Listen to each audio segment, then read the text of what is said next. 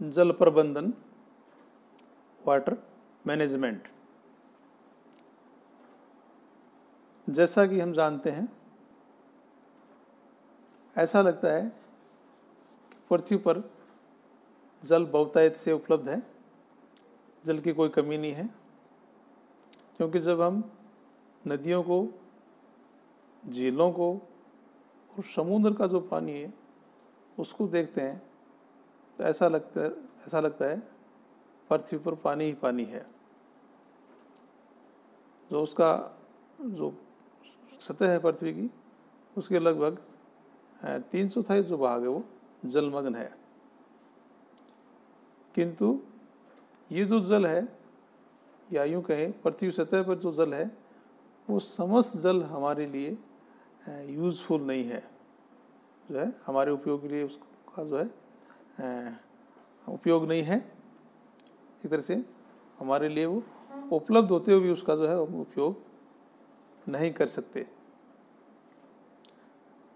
संपूर्ण जल का लगभग 97% भाग महासागरों में जो जल है वो है, और ये जल खारा होने के कारण या इसमें जो है साल्ट की मात्रा अधिक होने के कारण यह उपयोगी नहीं है।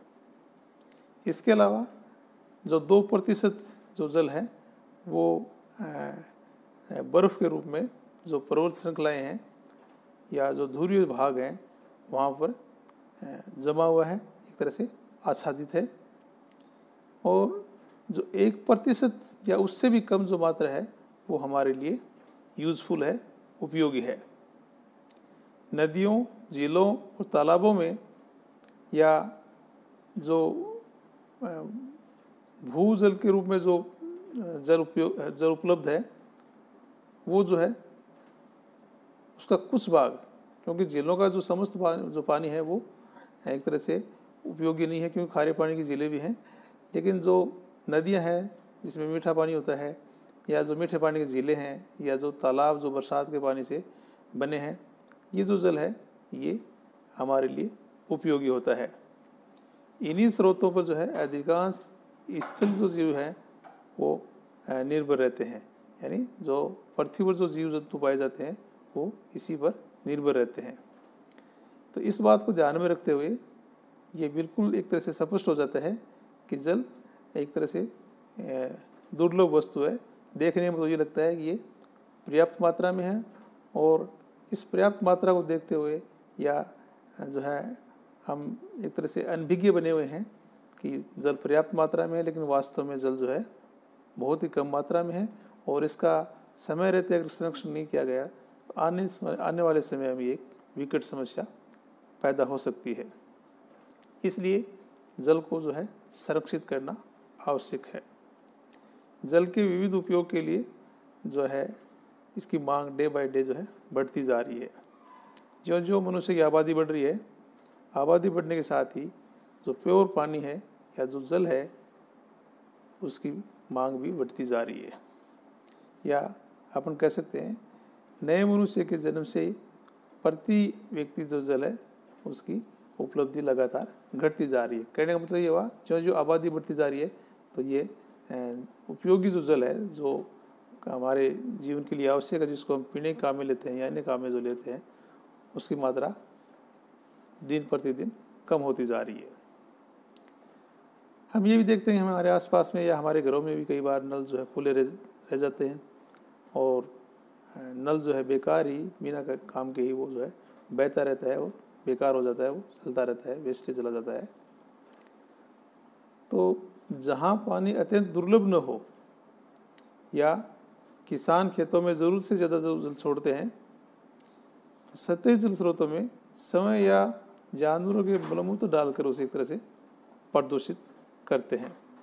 कहने का मतलब ये है कि जो है जल जो है एक तरह से उपयोगी जल जो है उसकी मात्रा बहुत कम है, और जो उपयोगी जल है उसको भी कई बार हम जो है उसको वेस्टेज उसको कर देते हैं। जैसे या तो जैसे तालाब या जो नदी है उसमें कचरा डालकर उसको प्रदूषित कर देते हैं, या जो नल प्योर पानी जो है हमारे घरों में आता है नल के रूप में, उसको भी जो है नल को हम खुला छोड़ देते हैं और पानी जो है वेस्ट ही वेस्टेज चला जाता है, जो गंदे पानी में मिक्स होकर वो अनुपयोगी हो जाता है। इसके अलावा जो नदियों के किनारे जो उद्योग बने हुए हैं, तो ये औद्योगिक गंदगी जो है वो भी एक तरह से नदी या तालाब में छोड़ दी जाती है, और इस कारण से ये जल भी जो है उपयोग के लायक नहीं रहता, ये भी प्रदूषित हो जाता है। तो इसमें से जो बहुत से प्रदूषक तत्व हैं वो ज़मीन में रिस कर एक तरह से जो भूजल है उसको भी एक तरह से दूषित कर देते हैं। इसलिए उद्योगों के लिए भी जो है जल आवश्यक है, लेकिन जो जल है उसको है लगातार प्रदूषित किया जा रहा है। यानी जल जो है न केवल जीवन के लिए, जंतुओं के पीने के लिए, उनके जीवन के लिए आवश्यक है, बल्कि अन्य तरीके से कृषि या जो उद्योग है उनके लिए भी आवश्यक है। लेकिन इनका जो वेस्टेज है उद्योगों का, वो भी वापस जो है एक तरह से उसी जल में डालकर उसको दूषित किया जा रहा है। उद्योगों में लगने वाले पानी का लगभग 60% है बिजली निर्माण और 40% विभिन्न वर्ग के जो औद्योगिक प्रक्रम है उनके लिए होता है। ऐसी बहुत कम औद्योगिक जो इकाई हैं, यूनिट हैं, जिनमें पानी की बिल्कुल भी मात्रा काम में नहीं आती या उपयोग नहीं होता। उद्योगों में पानी का विभिन्न प्रकार से उपयोग होता है, घुलने वाले तरल के रूप में, या ऊष्मा को स्थानांतरित करने वाले माध्यम के रूप में, प्रक्षालन करने वाले साधन के रूप में, या शीतलक के रूप में। न केवल ये हम इसका यूज़ कर रहे हैं, बल्कि जो है पूर्वज जो है वो भी करते थे, लेकिन उससे ज़्यादा हम इसका उपयोग कर रहे हैं।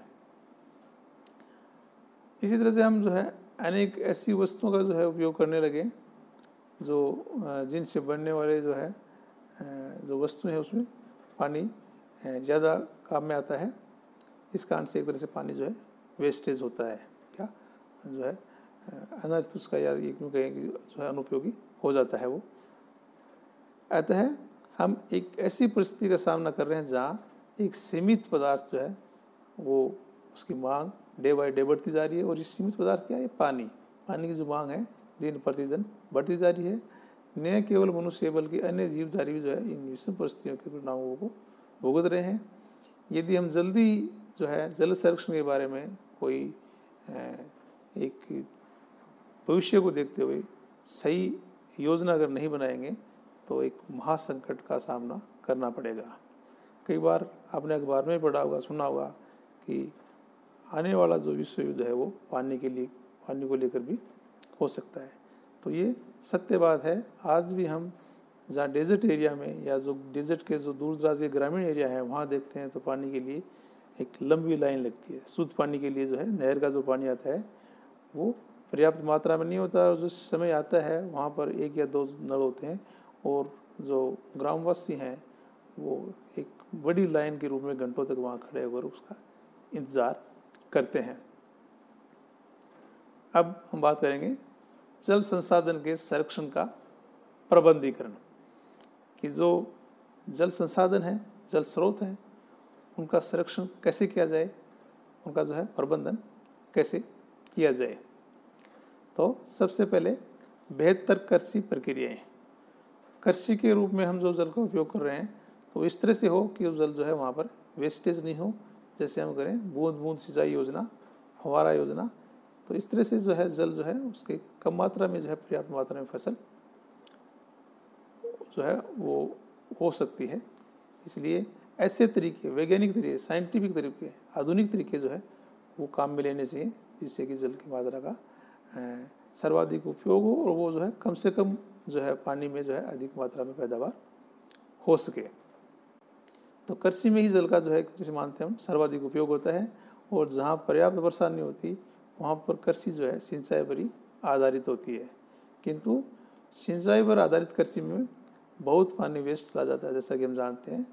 तो मुख्य नुकसान जो होता है वो वाष्पीकरण और पौधों द्वारा वाष्पोत्सर्जन के कारण होता है। यानी ये जो जल जो है वो ज़मीन में जाता है, और ज़मीन में जाता है तो जो पेड़ पौधे हैं वो उसका वाष्पन करके वापस वायुमंडल में छोड़ देते हैं। तो एक तरह से जो है इन एरिया में, इन क्षेत्रों में जो है पानी जो है लगातार गहरा होता जा रहा है, और इस गहरे पानी में जो क्लोराइड, फ्लोराइड, जो साल्ट्स हैं वो भी उसकी मात्रा जो है लगातार बढ़ती जा रही है। तो बेहतर कृषि प्रक्रियाओं को अपनाकर हम इन नुकसानों को काफ़ी मात्रा में कम कर सकते हैं। इसमें एक और बिंदु है कि इन कृषि प्रक्रियाओं में सिंचाई का जल भूमि के उन स्तरों में दिया जाता है जिसमें पौधे की जड़ें फैलती है और जल को भूमि में अधिक गहराई तक जाने से रोकता है। तो वाष्पीकरण के नुकसान को भी कम करने का एक प्रयत्न किया जाता है। दूसरा, छिड़के सिंचाई से जल को जो है महीन फुहारों के रूप में छोड़ा जाता है और इससे जो है मिट्टी गीली हो जाती है और जो है कम जल से ही जो है फसल पैदा की जा सकती है। तीसरा बिंदु, इससे भी अधिक एक अच्छी विधि है, उत्तम विधि है टपक सिंचाई योजना, या जिसको हम बोलते हैं बूंद बूंद सिंचाई योजना। तो इसमें जल को जो है बूंद बूंद करके पौधों के जड़ों में सीधा छोड़ा जाता है पाइप के जरिए।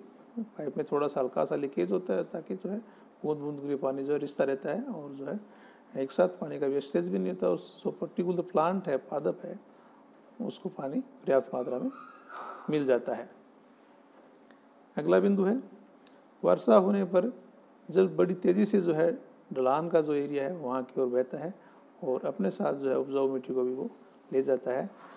कुछ पहाड़ियों का ढलान इतना अधिक हो जाता है कि वहाँ पर जो है खेती करना बहुत ही मुश्किल काम होता है क्योंकि बहुत तेज़ी से कटाव होता है।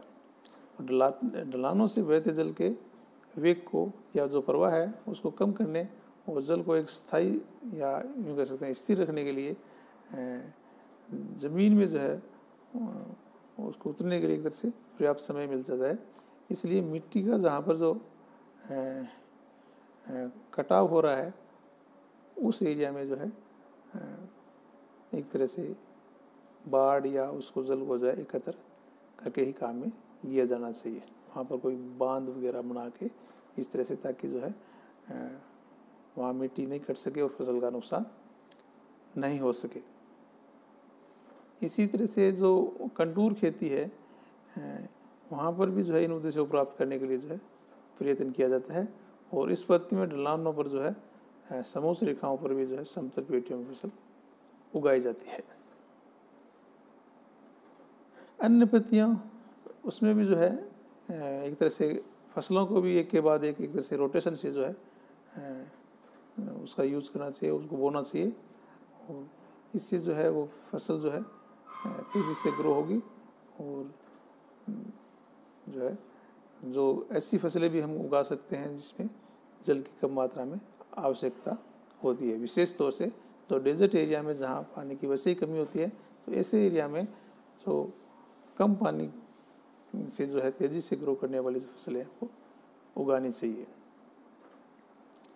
एक अन्य जो है जिसको वेदिक कृषि भी कहते हैं, जो पत्ती है कृषि की, तो ढलान पर अनेक समतल सोपान जो है वहाँ पर काटे जाते हैं और दूर से देखने पर ये जो है ढलान के ऊपर पाए जाने वाली कोई विशाल सीढ़ी समान संरचना दिखाई देती है, लेकिन वास्तव में क्या करते हैं, ये पानी के फ्लो को जो है रोकते हैं और वहाँ जो भी वनस्पति है, पादप है, फसल है, उसको पर्याप्त मात्रा में पानी उपलब्ध हो पाता है।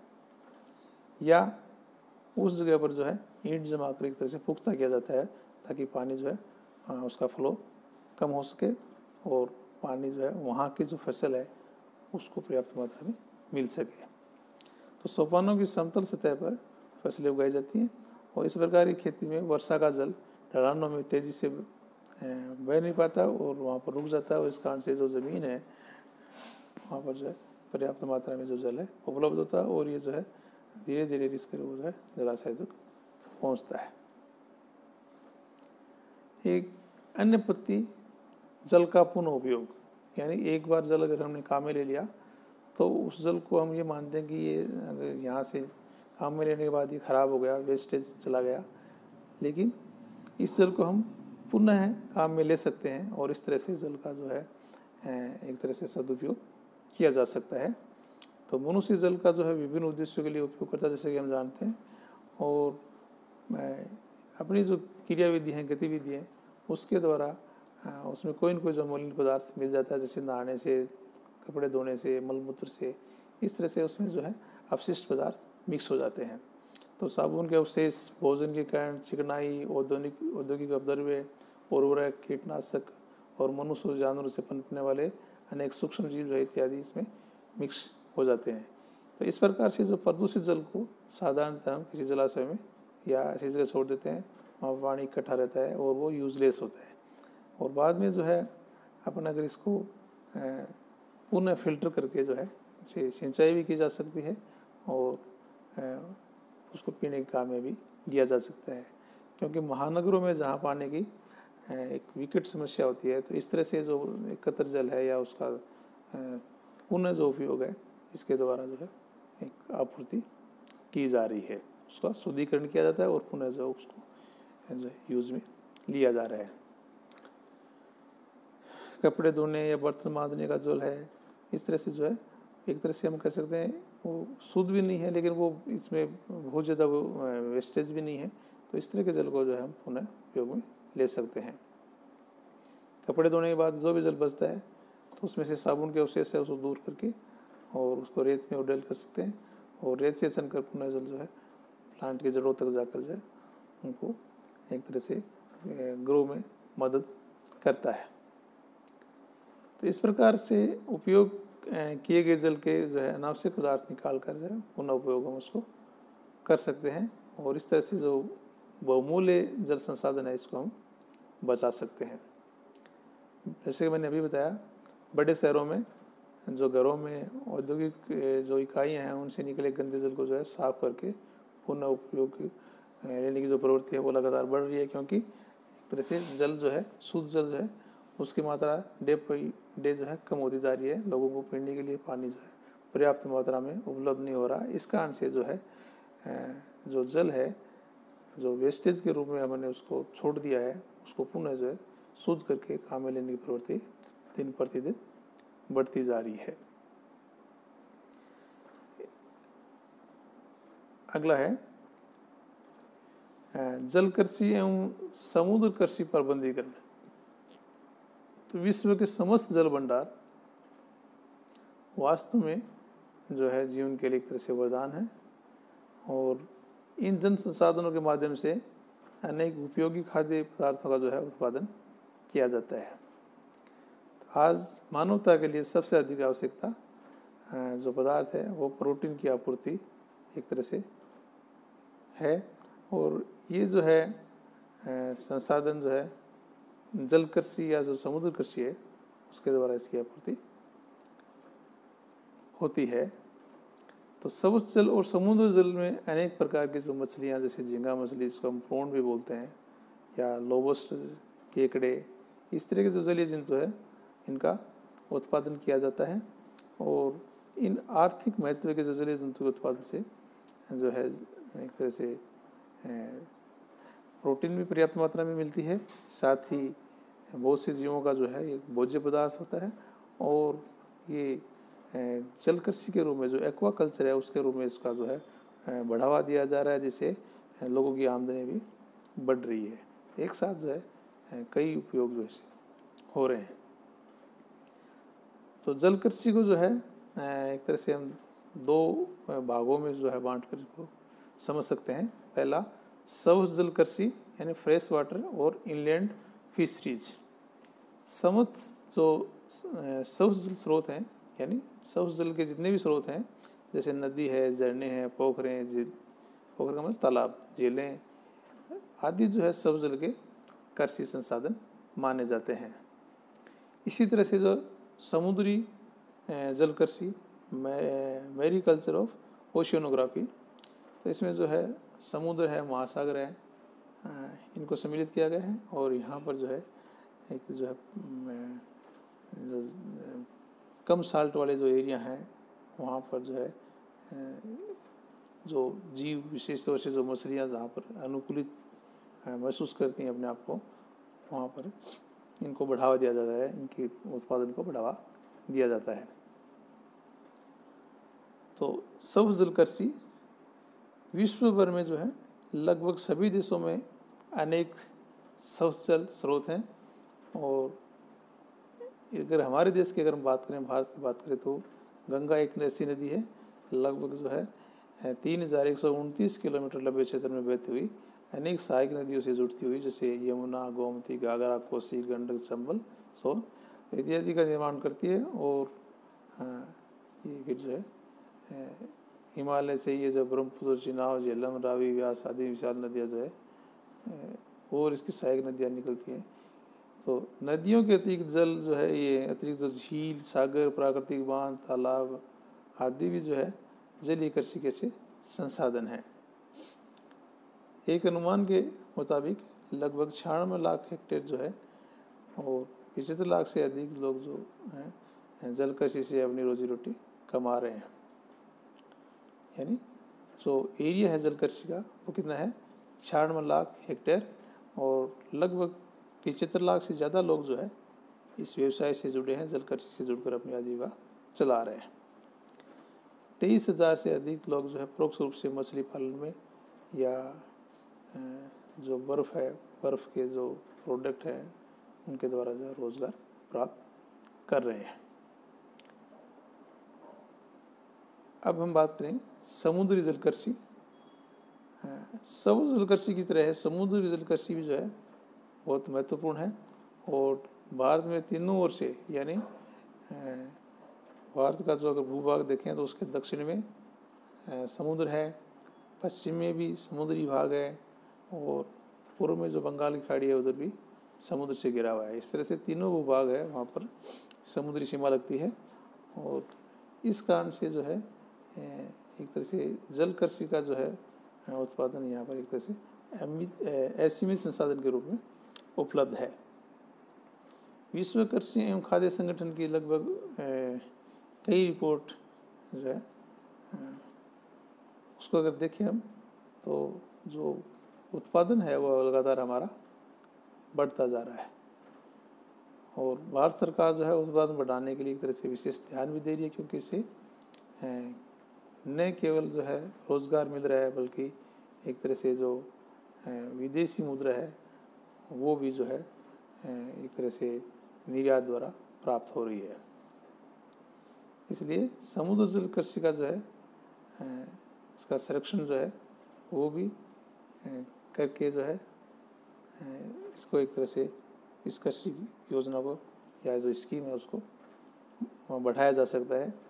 हालांकि कोई इजी काम नहीं है, लेकिन फिर भी जो है लोगों को जागरूक करके और जिस तरह की जो परिस्थिति है वहाँ पर जो प्रोडक्ट्स वहाँ पर अधिक मात्रा में जो है